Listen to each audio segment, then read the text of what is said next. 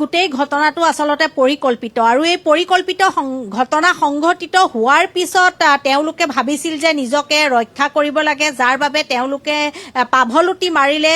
প্ৰথমে শেখৰে এণ্টি মাৰিলে সামাজিক মাধ্যমত, তাৰ পিছত দেখা পোৱা গ'ল যে সাংবাদিকসকলৰ আগত তেওঁলোকে মন্তব্য কৰিলে, তাৰ পিছত অমিত প্ৰভাই কৰিলে, তাৰ পিছত শ্যামকানু মহন্ত, আৰু তেনেধৰণে দেখা পোৱা গ'ল যে ইজনৰ পিছত সিজনে সিদ্ধাৰ্থ শৰ্মা আৰু সকলোৱে সামাজিক মাধ্যমত নিজৰ নিজৰ স্থিতি তেওঁলোকে কৰিলে আৰু ভাবিছিলে যে জুবিন গাৰ্গ গৈ সাগৰত সাঁতোৰোতে মৃত্যু হ'ল, গতিকে এটা সাধাৰণ মৃত্যু আৰু যিসকল ৰাজ্যবাসী সকলোৱে মানি ল'ব। কিন্তু যেতিয়া তেওঁলোকৰ ভিজুৱেলবিলাক আহিলে তাৰ পিছতেই গোটেই ঘটনাই মূৰ ল'লে বেলেগ আৰু তেতিয়াই পোহৰলৈ আহিলে যে এয়া এক পৰিকল্পিত ঘটনা। এতিয়া কথা হ'ল যে এই যে শেখৰে বাৰে বাৰে কৈ আছে যে দাদাই ঔষধ খোৱা নাছিল, অমিত প্ৰভাই দিয়া নাছিল, সিদ্ধাৰ্থই অমুক কৰিলে, আমুকে তমুক কৰিলে, এইবোৰ কি? তেওঁতো আচলতে মেইন মানুহ, কাৰণ জুবিন গাৰ্গৰ লগত সুদীৰ্ঘ দিন তেওঁ কাম কৰিছে। এয়া কি সিদ্ধাৰ্থৰ লগতে এই যিগৰাকী শেখৰৰ কি দায়িত্ব নাছিল? কাৰণ জুবিন গাৰ্গ আছিল তেওঁলোকৰ উপাৰ্জনৰ মূল পথ, কাৰণ জুবিন গাৰ্গৰ লগতেই কাম কৰি তেওঁ যি আজিৰ দিনত মাটি সম্পত্তি যি ঘটিছে বা দুবেলা দুসাঁজ যেনেধৰণে পৰিয়াল পোহপাল দিছে, সেইসমূহতো জুবিন গাৰ্গৰ লগত কাম কৰিয়ে চলি আছিল। আৰু এইগৰাকী শেখৰে এতিয়া সম্পূৰ্ণ দুখ ঠেলিছে বেলেগলৈ। এয়া কেনেধৰণে হ'ব?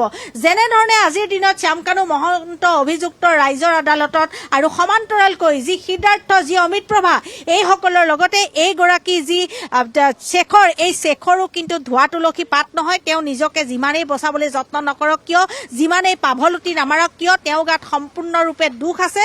কাৰণ 24 ঘণ্টাই তেওঁ লাগি থাকে, অনুষ্ঠান এটাত গৈছে, তেওঁৰ লগত জড়িত হৈ আছে।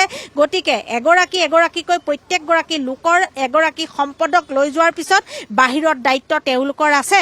আৰু গতিকে এতিয়া তেওঁ পাভলুটি মাৰি বাৰে বিং কৰা কথা কৈ ইটোৰ পিছত সিটো সেই সময়ত মুখ নুখুলিলে। তেতিয়া আহি কিয় কোৱা নাছিল যে এয়াহে হৈছিল আচল ঘটনা এনেকুৱা? এতিয়া যে তেওঁ মুখ খুলিছে তেতিয়া কিয় কোৱা নাছিল? এই কথাবিলাকে স্পষ্ট কৰি দিছে এয়া এক গভীৰ ষড়যন্ত্ৰ।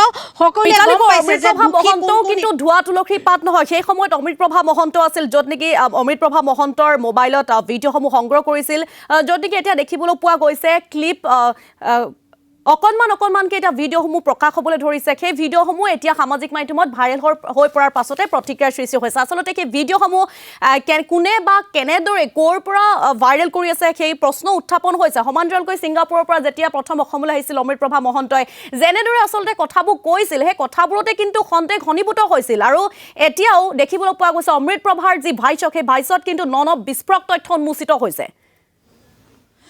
কেৱল অমিত প্ৰভাই নহয়, ইয়তত যিসকল উপস্থিত আছিল প্ৰত্যেকগৰাকী লোকেই দোষী। এতিয়ালৈকে যিকেইগৰাকী গ্ৰেপ্তাৰ কৰিছে আৰু সমান্তৰালকৈ প্ৰৱাসী যিসকল অসমীয়া আছে সেইকেইগৰাকীও দোষী, কাৰণ তেওঁলোকে হাঁহি কিকিন্দালি কৰি আছিল। যি সময়ত জুবিন গাৰ্গে পানীত নিজৰ প্ৰাণৰ মমতাত ছাতি ফুটি কৰি আছিল, সেই সময়ত তেওঁলোকে কিন্তু হাঁহি কিকিন্দালি কৰি আছিল, এবাৰো আগবাঢ়ি যোৱা নাছিল। গতিকে এই যি ঘটনা সংঘটিত হৈ গ'ল, এই ঘটনা আদালতে কি ৰায় দিয়ে আমি নাজানো, কিন্তু যি ৰাইজৰ আদালত, সেই ৰাইজৰ আদালতত এইসকলক আচলতে দোষী সাব্যস্ত কৰা হৈছে। আৰু দোষী সাব্যস্ত হোৱাৰ পিছত তেওঁলোকে যিমানেই যি কথা নকওঁ কোনেও বিশ্বাস নকৰে। আৰু আজিৰ তাৰিখত প্ৰথমতে আহি তেওঁলোকে কিয় মুখ নুখুলিলে, কিয় শেখৰে বেলেগ এটা ক'লে, সিদ্ধাৰ্থই বেলেগ লিখিলে, শ্যামকানু মহন্তৰ ভাষ্য কিয় বেলেগ বেলেগ হ'ল, প্ৰত্যেকটো সংবাদ মাধ্যমত শ্যামকানুৰ ভাষ্য বেলেগ বেলেগ হ'ল, সামাজিক মাধ্যমত বেলেগ বেলেগ হ'ল, এইবিলাক কিহৰ নাটক কৰিছিল?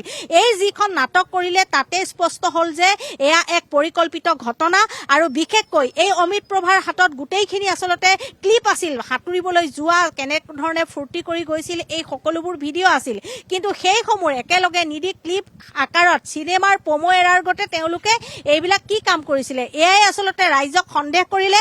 সন্দেহৰ পিছত মুখাবিলাক খোল খাইছে আৰু খোল খাব, কাৰণ এতিয়া সকলোৱে অপেক্ষা কৰি ৰৈ আছে, তদন্ত আগবাঢ়িছে, সকলোৱে অপেক্ষা কৰিছে যে ঘটনা আচলতে হ'ল কিয়, কি শত্ৰুতা থাকিব পাৰে। যিগৰাকী জুবিন গাৰ্গে নিজৰ পত্নীৰ সমান্তৰালকৈ এইগৰাকী সিদ্ধাৰ্থ শৰ্মাক মৰম কৰিছিল, তেওঁ নিজৰ সন্তানৰ দৰে মৰম কৰিছিল তেওঁক, আৰু সেইগৰাকীয়ে এতিয়া তেওঁৰ বিৰুদ্ধে এনেধৰণে কিয় ষড়যন্ত্ৰ কৰিলে আৰু লগত থকাসকলৰ কি কাৰণে এনেধৰণে সহায় কৰিলে, এয়া আটাইতকৈ ডাঙৰ কথা।